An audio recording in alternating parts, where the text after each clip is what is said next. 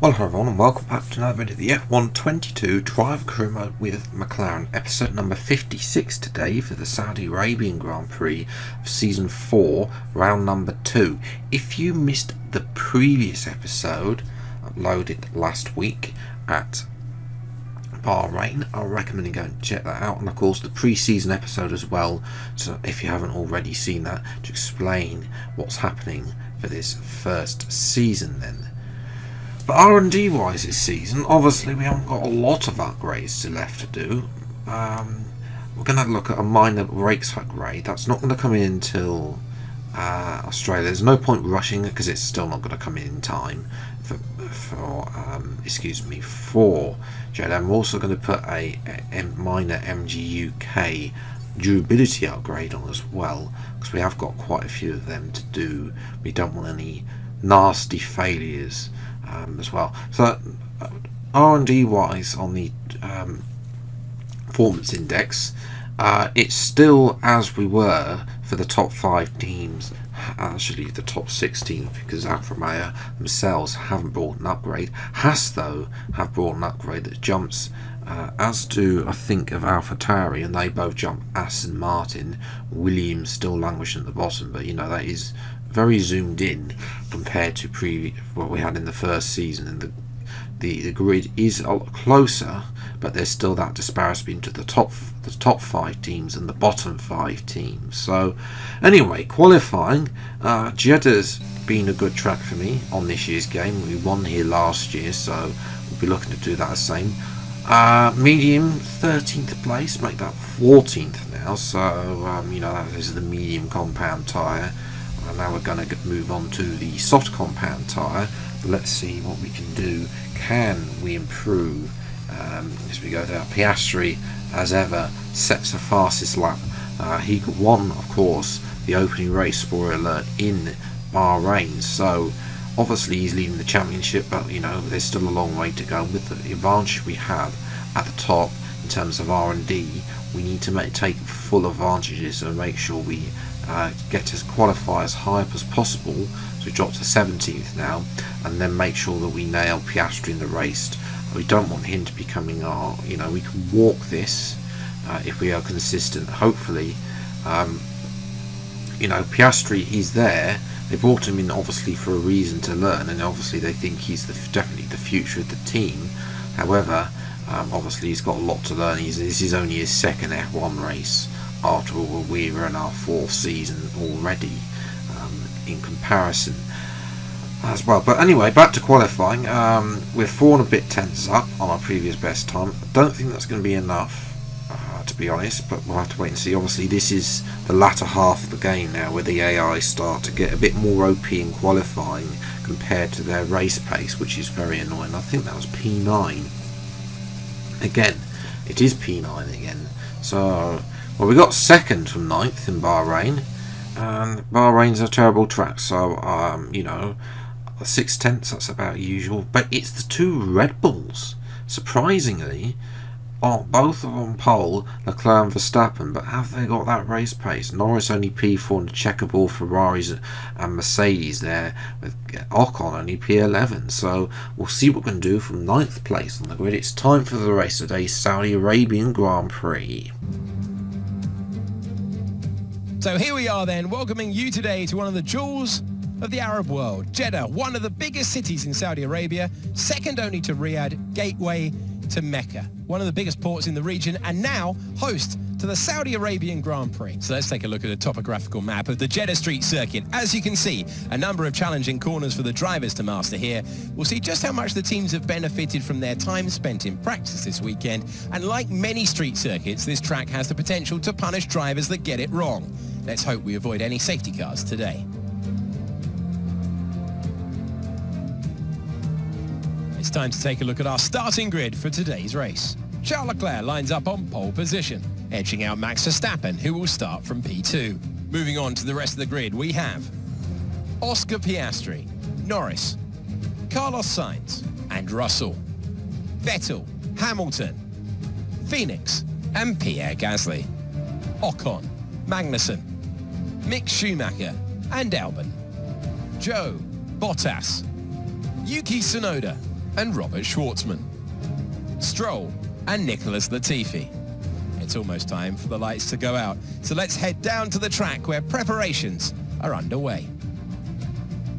And with me as usual is Anthony Davidson. Let's have a chat about McLaren. There have been some tweaks to the power unit regulations, of course, and I have to say it doesn't seem so far at least that they've been able to keep up. There are a few downcast looks within the team this weekend. I think they've been hit fairly hard by the new regs. But this is only the first step down a long road of development, and even if they don't maximise their points today, there are plenty more up for grabs this season. After the points finished last race, let's aim to keep that momentum going. Interesting what Anthony was saying about the engine, but I don't think that's the case. You know, we've got an ERS upgrade, and that's pretty much it. You know, obviously Porsche are, you know, they've done a good so far. They've seemed to have done a good job. We'll have to wait and see about that. Race strategies are one stop. We're going for soft and mediums as well. You know, I've noticed this as well. The game giving me the worst strategy on the soft to medium as well, wanting me to overcut when clearly the undercut is a bit more powerful there. So I have to look at that. Vettel on mediums, as far as the lights are on, away we go. Important to get past Vettel at the start, but it's not been a great start. Hamilton already attacking Vettel. Can we ever go around the outside here?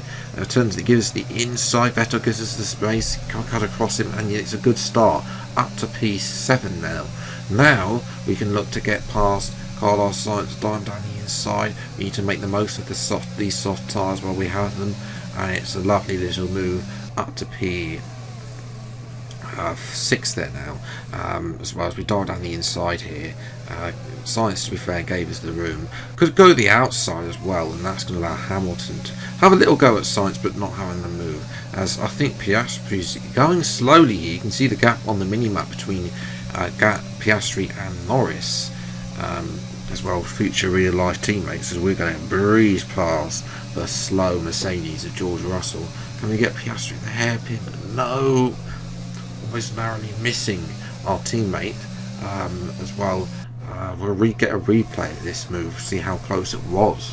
First, Russell not giving us much room to work with on the inside there. In the end, gives up. Tries to come back here on the inside, narrowly missing Piastri in the end. There's a bit of contact there between Russell as well. No damage for me. It might be a little bit of damage for Russell, so but it won't be enough for change. But he has dropped back. As we now catch up to Lando Norris, who's caught up. Both of us have caught the two Red Bulls. So I'm flying on 28.9. We set the fast lap of the Grand Prix. I don't think anyone else there have done. You know, we're just flying along, especially in Sector 3. Around the outside of Lando Norris, almost comes into us. You have to be wary about that outside move, but we do make the move in up to P3 now. And now we've got two Red Bulls left, and we know how slow they are with that Aston Martin engine in a straight line.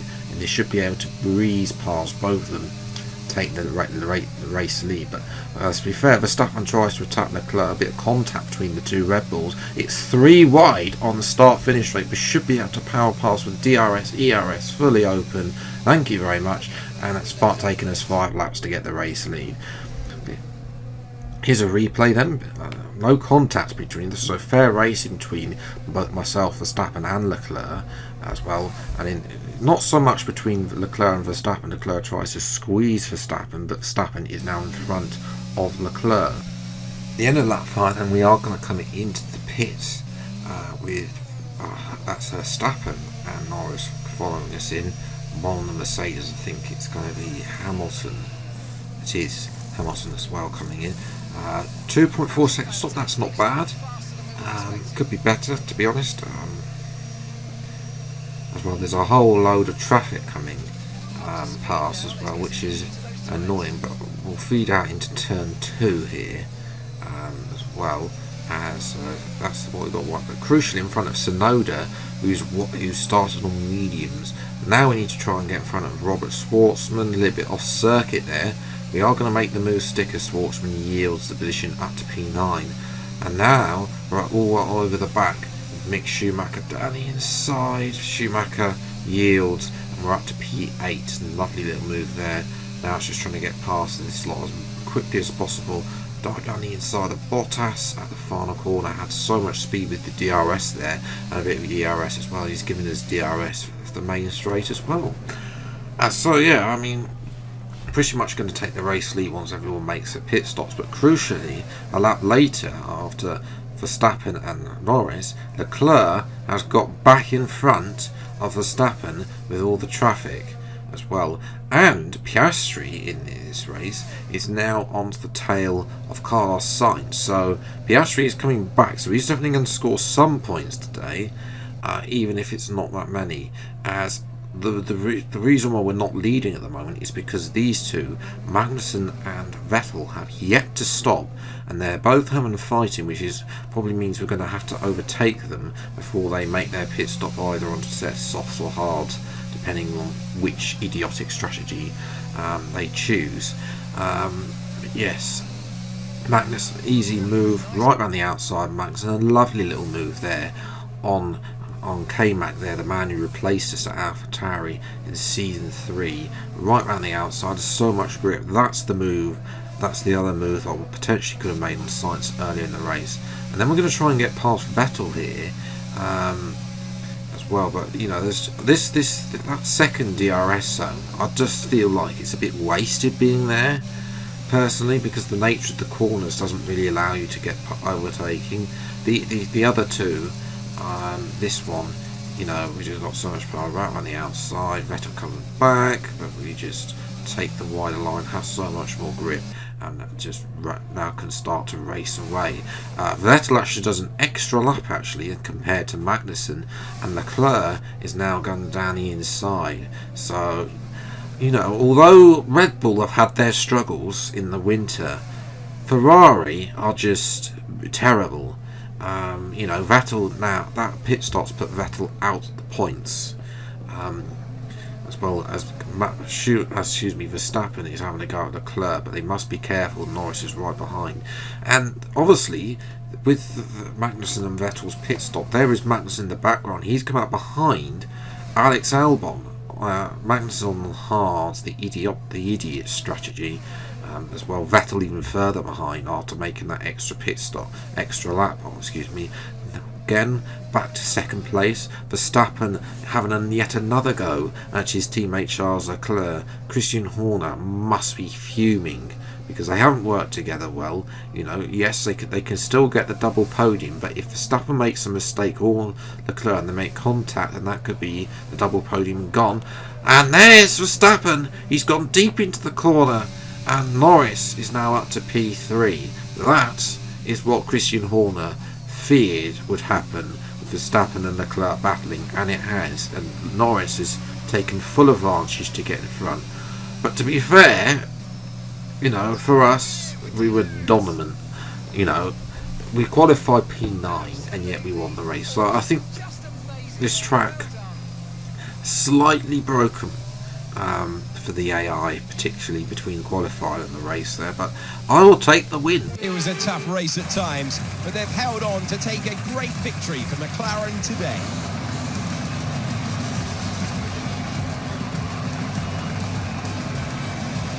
Talk to me, Ant. What was it that set them apart from the competition today?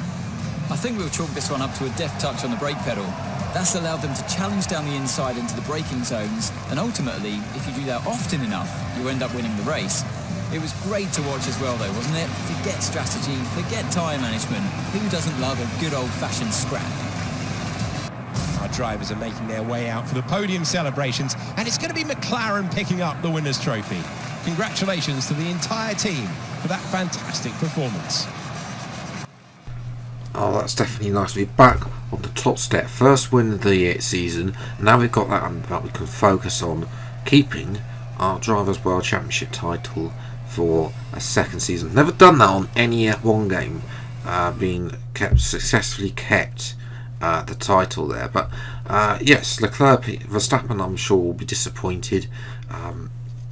That's where they can see between the fastest laps, 1.1 second faster. Well, I think maybe Norris would have a bit more pace than Piastri had they been in clean air. Obviously, Piastri tucked up behind the two Mercs and Sainz, who had another disappointing race for Sainz. You know, started P5, was ahead of the Mercedes, but then lost out with the pit stops. And that's the problem. Vettel on that alternate strategy just failed to P12 today.